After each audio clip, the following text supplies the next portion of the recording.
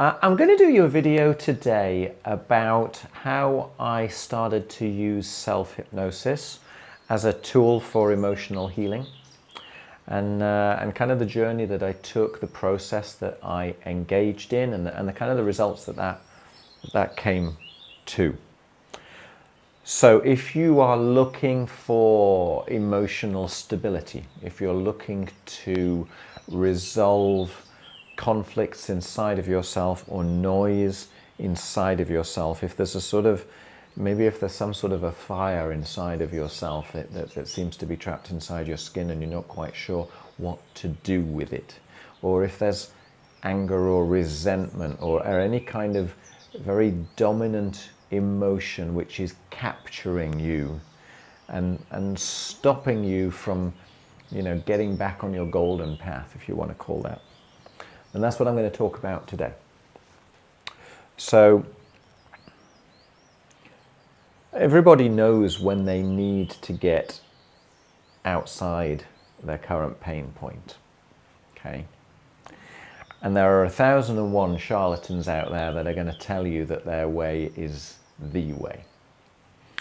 So I'm not going to tell you that that self-hypnosis can fix all things, because I guess that would be naive.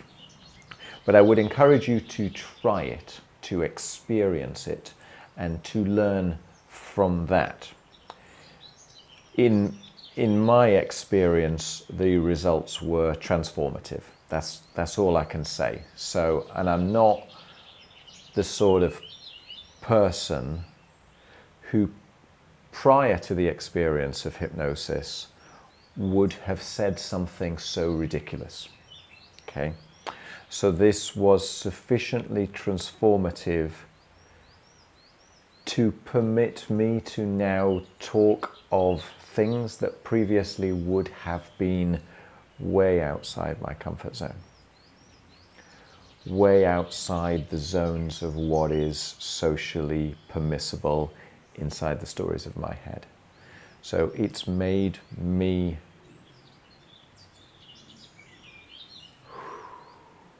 so much more than I used to be. So much more than I used to be. In so many ways, if I start to list them, it'll sound ridiculous. But I guess that's the whole point of emotional healing, right? It's to free yourself. Is to permit yourself to be what you currently are, to permit yourself the freedom to expand upon that, to permit yourself the freedom to explore the truth inside of you, to find the peace inside of you, to find the pain points inside of you and stare them in the face and maybe forgive yourself. It's giving yourself the ability to name and own and take responsibility for everything that you currently feel and think and do,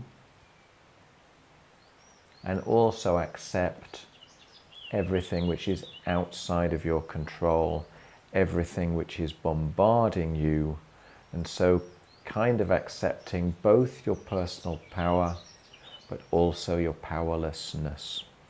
So the end result is a sort of an emotional harmoniousness. Yeah?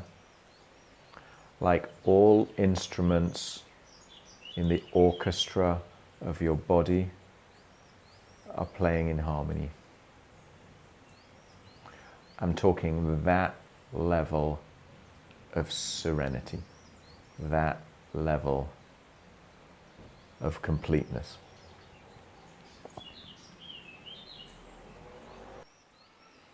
Okay, so what does self-hypnosis have to do with all of that? Okay. If you're emotionally, let's take an extreme, right? Let's say that if emotionally you are on fire, right? Or maybe you're just Maybe you don't feel very firmly anchored and you're very easily swayed off course. Your emotions are volatile, let's say. There are pain points inside of you which are very easily triggered. Or maybe there's a massive trauma, there is something that keeps coming back to you where you failed to anticipate, there were unanticipated consequences, and now this is still screaming at you to make sure that you protect yourself from it in the future, right? Any of that and a whole lot more. What I failed to understand until I experienced self-hypnosis was the extent to which I was trapped inside my current story, inside my current version of reality. And when I say that, that sounds a little bit ridiculous, but it was the experience of self-hypnosis that caused me to come to that new conclusion. So I'm not saying self-hypnosis is the only way to come to a conclusion like that, but I found it to be, for me, revelatory. So what goes on in self-hypnosis? So you come with a current reality, a current perception. You go into self-hypnosis, the conclusion that you come to from that is that you are so much more than that. That your conclusion isn't the only conclusion, that there are other conclusions, so you have more flexibility, you have more opportunity, you have more agency, more personal power than you thought you had. So you come out with a broadening possibility set and a deeper understanding of yourself. Not only that, but it also activates your parasympathetic nervous system. It gives you the ability to manage your emotions more thoroughly, to choose your emotional state when it's important to do so, to get back on your own side, to appreciate yourself, to sleep better, to be able to regulate your emotions in a manner which is more conducive to something which is productive in your life. It's very, very broad in actual fact. I came to the conclusion anyway that it was very powerful. So, what is self-hypnosis? Let's go down there. Because I dare say if you haven't tried it before, it's not what you think it is. So for me, let's go with the definition of hypnosis, okay? And there are many, multiple definitions of hypnosis. But one of the ones which I kind of like, which kind of amuses me, is the suspension of disbelief, okay?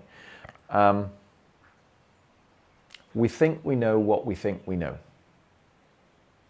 Hypnosis provides you a route to temporarily suspend what it is that you think you're sure about and consider the rest.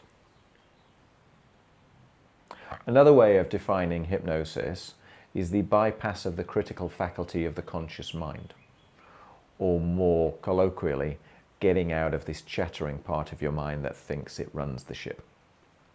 So another way of explaining hypnosis is to say that you are permitting the rest of you, the quieter voices inside of you, or your intuition, your instinct, your gut, your animal, your organism, your subconscious, whatever you choose to call it, to express itself, to communicate with you so that you relate more deeply with all of you rather than just with the chattering part of your mind. That's another way to look at it. There are a lot of ways of looking at it, but it's a way of accessing deeper truth, broader truth, different types of truth, truths that you were not shining your light on previously, all of that and a lot more. But the act of hypnosis itself, and even the act of self-hypnosis, is a ceremony. And insofar as it's a ceremony, you might therefore say that it is completely irrelevant. It is nonsense. But it's a way of finding the access point, the open door to that deeper element of yourself. And really the access door it turns out, having experienced it, is everywhere, but in the chattering part of your mind. It's actually all around you, but the chattering part of your mind kind of dominates. It gets in the way, and it makes you think that's everything about you. And self-hypnosis gives you the ability to discover that there's an awful lot more. So the more I learned about hypnosis, the more I recognized that the ceremony is unnecessary. But until you've experienced it, it's important to go along with the ceremony, because somebody else has discovered that that ceremony works. Yeah? As you become more adept at self-hypnosis, then suddenly you realize that it's unnecessary, because you were always in hypnosis, in actual fact. If anything, you're trying to de-hypnotize yourself from the small element of your experience and broaden that experiment by releasing the chains of the cage by which you were previously defining yourself. So it turns out that everything is a hypnotic induction if you choose it to be so, because the only thing actually that you're doing is deciding to go into hypnosis. You're deciding that you're wanting to open yourself up to other ways of thinking or feeling. You're going to do that with a sense of curiosity, a sense of open-mindedness, not a sense of blind gullibility by any stretch of the imagination, but that it might give you extra degrees of freedom. It might give you a different set of feedback to whatever it is that you're currently doing or thinking or feeling. Because the point is, when you are emotionally volatile, you're trapped within a certain way of thinking or acting or feeling. And so the way to heal yourself from that is by permitting yourself to see something different. But of course, the thing is, when you're trapped in your emotions, you don't know how to do that because you're trapped in your emotions. And so the mechanism, the ceremony of placing yourself in self-hypnosis can trigger that switch, let's call it, to permit yourself to consider the rest of it. So at a time when emotionally it's very hard to get out of your story, self-hypnosis is a very powerful tool. Yeah.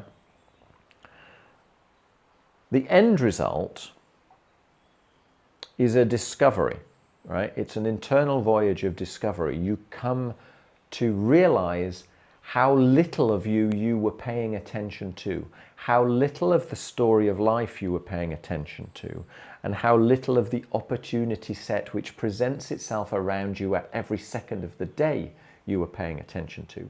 So to a certain extent, you will find greater control, greater agency, greater power, greater self-acceptance, just through expanding that awareness of what it is to be you.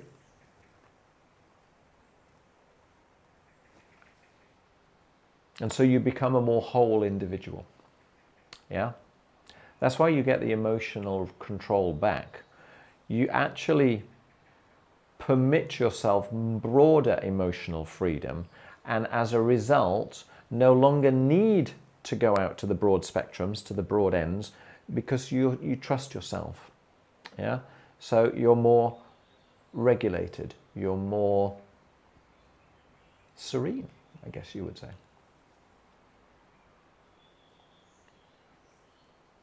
I heartily recommend that you try it out.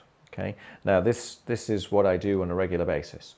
So if you want, you can actually contact me, and we can do, well, we can do a full hypnosis session if you choose to do so. But I will give anybody a free conversation, well, a free chat where I can answer any of your questions about whether or not it may or may not be right for you. Okay, because just because this is my experience doesn't mean it works for everybody. But you could get a book. You could find some, you know, I've done quite a few hypnotic induction videos with a particular purpose in mind. But the thing is, when somebody else is telling you how to go into hypnosis, through the medium of video, well, they can't interact with you, right? There's no feedback coming back, so they're making a guess.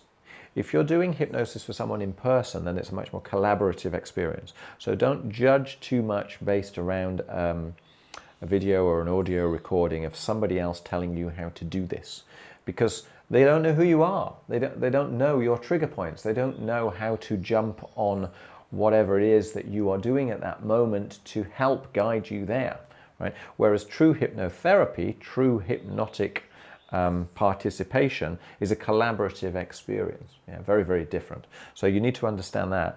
And the thing is, of course, once you've experienced hypnosis, it's far, far easier to do this to yourself on your own, because you know where you're going, you know what the end result is.